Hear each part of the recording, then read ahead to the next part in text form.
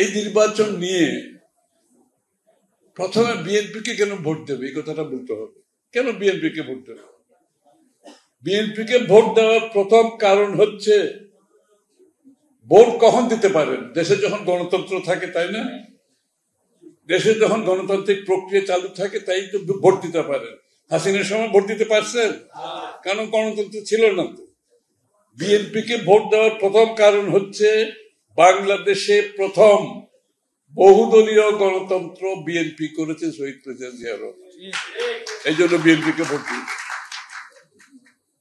বাংলাদেশে অগণতান্ত্রিক স্বৈরাচারের বিরুদ্ধে যিনি যুদ্ধ করে গণতান্ত্রিক প্রক্রিয়া আবার ফেরত এনেছেন কে? বেগম খালেদা জিয়া। এই জন্য বিএনপিকে ভোট দেবেন। দীর্ঘ 7 বছর জেলে থেকেও গণতন্ত্রের বেলায় কোনো কম্প্রোমাইজ করেন নাই। জেলে থেকেছে, কম্প্রোমাইজ করেন নাই। এই জন্য বিএনপিকে ভোট দেবেন। বিএনপিকে কেন ভোট দেবেন? তারেক রহমান তার সবকিছু হারিয়ে বিদেশে থেকে গণতন্ত্রের জন্য দীর্ঘ 15-16 বছর বিদেশে থেকে এই দেশকে নেতৃত্ব দিয়ে স্বৈরাচারকে বিতাড়িত করেছেন গণতন্ত্রের জন্য। সুতরাং বাংলাদেশের গণতন্ত্রের ইতিহাস হচ্ছে বিএনপি। বিএনপি এবং গণতন্ত্র একে অপরের পরিপূরক। এই জন্য বিএনপিকে ভোট দেবেন। বিএনপিকে কেন ভোট দেবেন? বিএনপি বাংলাদেশে প্রথম শুধু গণতন্ত্র চালু করেনি, প্রথম অর্থনৈতিক মুক্তির যে পথ বিএনপি সেটা খুলে দিয়েছে। অর্থাৎ মুক্ত বাজার অর্থনীতি। আগে অর্থনীতি ছিল আওয়ামী লীগের নেতাদের পকেটে, তাই না? শেখ মুজিবের সময় আওয়ামী লীগের নেতাদের পকেটে। জিয়া রহমান সাহেব মুক্ত বাজার অর্থনীতির মাধ্যমে অর্থনীতিকে জনগণের কাছে নিয়ে গেছে। অর্থাৎ মুক্ত বাজার হচ্ছে প্রত্যেকের জন্য লেভেল প্লেইং ফিল্ড, সবাই অংশগ্রহণ করতে পারবে। এই যে আমি অর্থনৈতিক গণতন্ত্রের যে বক্তব্য রাখলাম, এটা কিন্তু কনসেপ্ট হচ্ছে জিয়া রহমান সাহেবের। এখন আমরা এটাকে স্লোগানে পরিণত করেছি এবং রূপান্তরিত করে নতুন বাংলাদেশের সাথে এটাকে সংযোগ করেছি। কিন্তু এই যে অর্থনৈতিক মুক্তির পথ, বাংলাদেশ যে অর্থনৈতিকভাবে এখানে আসছে ওই পথ থেকে আসছে কিন্তু। এবং সংস্কারের কথা যারা বলছে, যত সংস্কার বাংলাদেশে হয়েছে রাজনৈতিক, অর্থাৎ আপনার প্রেসিডেন্সিয়াল থেকে সংসদীয় গণতন্ত্র এবং কেয়ারটেকার সরকার, গণতন্ত্রের পথে যে বাধাগুলো ছিল সেই বাধা বিপত্তিগুলো সরিয়ে দিয়েছে বিএনপি।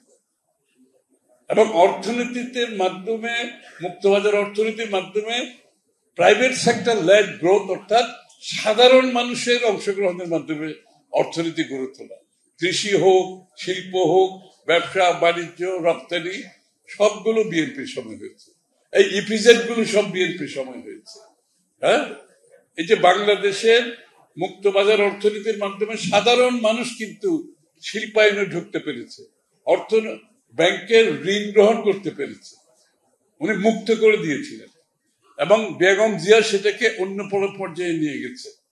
যখন বিএনপি ক্ষমতা থেকে যায়, এই দেশের প্রবৃদ্ধি ছিল 7.06, যেটা এখন পর্যন্ত পৌঁছতে পারেনি।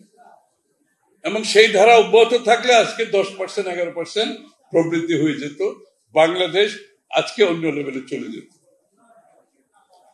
আগামীর যে প্রক্রিয়া, নির্বাচনের পরে যে আমাদের প্রোগ্রামগুলো আমরা আগেভাগে করেছি, এই কারণে আমরা প্রথম দিন থেকে আমাদের যাতে এই জিনিসগুলো বাস্তবায়ন করতে পারি ডে 1 থেকে।